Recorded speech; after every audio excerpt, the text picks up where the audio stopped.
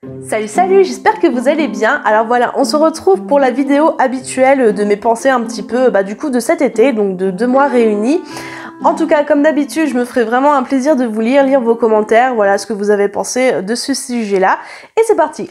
Alors premièrement, j'avais envie de parler un peu de cette déprime estivale que moi personnellement je peux ressentir, je sais pas vous, mais voilà, quand arrive l'été, ça va pas du tout en fait. Il y en a qui ressentent plutôt ça en hiver, donc il y a un peu ce blues hivernal, alors que moi au contraire je revis totalement en hiver. J'adore cette saison, voilà, mais je sais que en été c'est une saison en fait où je vais être un peu en mode pause, je vais être moins productive, je vais avoir les batteries à plat et même physiquement j'ai vraiment cette agression par rapport au soleil, je me sens pas bien vis-à-vis du soleil et puis je souffre énormément aussi de la chaleur. Après, c'est aussi une saison, évidemment, où il y a beaucoup de personnes qui partent en vacances, donc on voit beaucoup moins ses amis, on a moins envie de bouger aussi si on n'a pas la chance de pouvoir partir en vacances. Donc c'est vraiment une période où on a plus tendance à se relâcher. Donc si vous êtes comme moi, vous vous demandez peut-être que ce que je fais en fait pendant cette saison-là, tout simplement, je vais être beaucoup plus dans des activités créatives parce que ça me permet en fait de rester à mon bureau et de pas bouger parce qu'il fait beaucoup trop chaud. C'est aussi une période où je vais beaucoup plus m'intéresser à la nature, sortir dehors et faire des petites récoltes, voilà, ramasser des choses parce que c'est une période où il y a énormément de choses à trouver dans la nature. C'est une période aussi où je vais être beaucoup plus à l'écoute de mon corps, c'est une sorte un peu d'hibernation, alors que d'habitude c'est en hiver qu'on hiberne, mais voilà, moi c'est en été, je vais beaucoup plus faire attention aux besoins de mon corps, à m'écouter, à prendre soin de moi, et voilà, c'est vraiment une saison où j'essaye vraiment de me recentrer sur mes besoins, sur moi-même, faire attention à moi, y aller doucement, vivre les choses très calmement, tranquillement, sans transpirer. Ensuite, j'avais envie de parler du sujet du tatouage, parce que comme vous le savez, je suis une fille qui est tatouée, voilà, et qui adore le tatouage. Alors j'avais envie un peu de répondre aux critiques qu'il peut y avoir par rapport à tout ça, et aussi vous rappeler que chacun fait ce qu'il veut de son corps, mais il y a encore des personnes qui se permettent de faire des petites réflexions par rapport aux personnes qui sont tatouées. Pour ce qui est du recouvrement, alors il faut savoir que moi, tout récemment, j'ai recouvert mon tatouage qui était sur le bras, mais ça, je vous le montrerai plus tard, je vous en parlerai plus tard, je m'en ferai, je pense, une vidéo à ce sujet. En tout cas, ce que j'ai envie de dire par rapport à ça, c'est que ce n'est pas à vous de juger pourquoi une personne recouvre son tatouage. Il peut y avoir énormément de raisons à cela. Premièrement, le tatouage peut être mal fait. Deuxièmement, l'humain évolue. Voilà, les goûts, les couleurs, même la façon de penser évolue. Et il se peut que le tatouage ne corresponde plus à la façon de penser de la personne. Il peut y avoir moult raisons à ce qu'un tatouage soit recouvert. Par rapport aussi aux personnes qui disent ouais mais tu vas vieillir, ton tatouage il va être tout moche quand tu seras vieille, etc. Ça fait pas beau sur les personnes âgées les tatouages.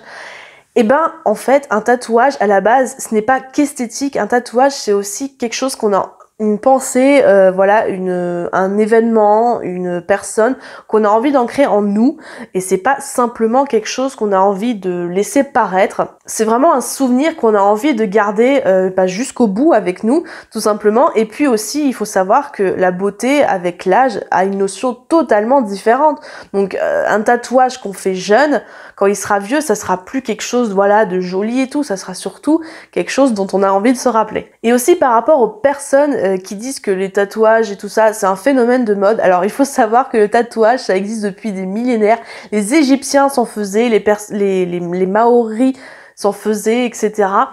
Ça existe depuis toujours, depuis la nuit des temps, donc c'est pas une mode, c'est juste qu'avec le temps ça a été jugé comme quelque chose de vulgaire. Donc ça se faisait moins, et maintenant à l'heure d'aujourd'hui les esprits s'ouvrent de plus en plus aux choses comme ça, donc à la liberté féminine, au tatouage, à la liberté d'expression, etc., que ce soit vestimentaire, voilà. La société fait que les mœurs évoluent et du coup le tatouage est revenu parce qu'on n'a plus honte en fait de se faire tatouer et que c'est devenu quelque chose de tout à fait normal. Et de toute façon, quand quelqu'un se fait tatouer de base, s'il se fait tatouer intelligemment, ce n'est pas pour faire comme les autres, c'est surtout pour faire quelque chose pour lui, qui lui fait plaisir, qui a du sens vis-à-vis de lui-même. Et pour les personnes qui disent que le tatouage est quelque chose de complètement vulgaire, je suis pas du tout d'accord. Bah déjà, le tatouage c'est de l'art, et l'art c'est subjectif. Donc du coup, on peut ne pas aimer, mais c'est pas une raison pour le dire. Déjà d'une, parce que il y a des personnes qui aiment beaucoup le tatouage, comme il y a des personnes qui vont aimer les tableaux de Picasso, comme il y a des personnes qui vont aimer le street art, voilà, ou voilà, c'est subjectif, c'est de l'art, donc ça peut ne pas plaire et ça peut aussi plaire. Et généralement, ce sont les personnes âgées qui disent ça, tout simplement parce qu'ils n'ont pas beaucoup connu le tatouage, parce que c'était très mal vu à leur époque, et c'est juste à cause de ça, alors qu'aujourd'hui, les esprits sont beaucoup plus ouverts, et ça n'a absolument rien de vulgaire, c'est un art comme un autre. Et ensuite, le dernier sujet, c'était par rapport aux dons. Alors, qu'est-ce que j'entends par don? En fait, je parle surtout par rapport au domaine ésotérique, paranormal, etc. Il y a beaucoup de personnes qui se disent avoir le don de médiumnité, le don de voyance, le don du magnétisme, etc. Et en fait, ce mot don me dérange beaucoup. Pour moi, l'humain est une machine incroyable qui est dotée d'une multitude de capacités connues ou pas connues, et je pense que ces capacités, parce que moi j'aime pas utiliser le mot don, ça n'a aucun sens pour moi. On est tous capables d'avoir ce genre de capacités, que ce soit médiumnique, voyance, magnétisme, etc. Je pense qu'on en est tous capables. C'est juste que certaines personnes ne s'y intéressent pas du tout, donc voilà, ils vont pas faire évoluer cette capacité en eux. D'autres, ça prend beaucoup plus de temps parce que voilà, ils sont peut-être doués pour quelque chose d'autre, comme par exemple le magnétisme, mais ils vont vouloir faire de la voyance, donc ça va demander un peu plus d'exercice.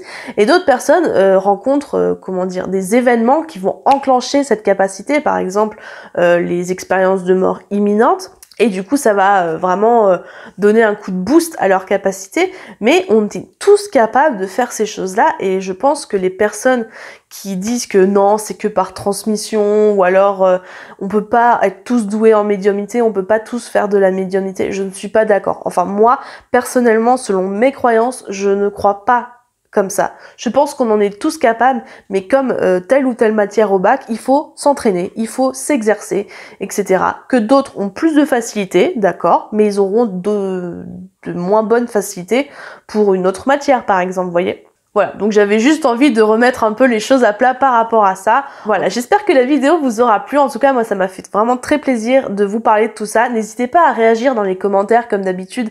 J'adore discuter avec vous. Vous avez toujours de bonnes idées, etc. J'aime bien parler avec vous, tout simplement. N'hésitez pas à vous abonner dans la petite bulle qui va apparaître là, à regarder une de mes dernières vidéos qui va apparaître ici, et de commenter, d'aimer, voilà. Faites ce que vous voulez, en tout cas, moi ça m'a fait très plaisir de vous parler. Je vous retrouve dans une prochaine vidéo, et sur ce, moi je vous fais de très gros bisous. Salut, salut!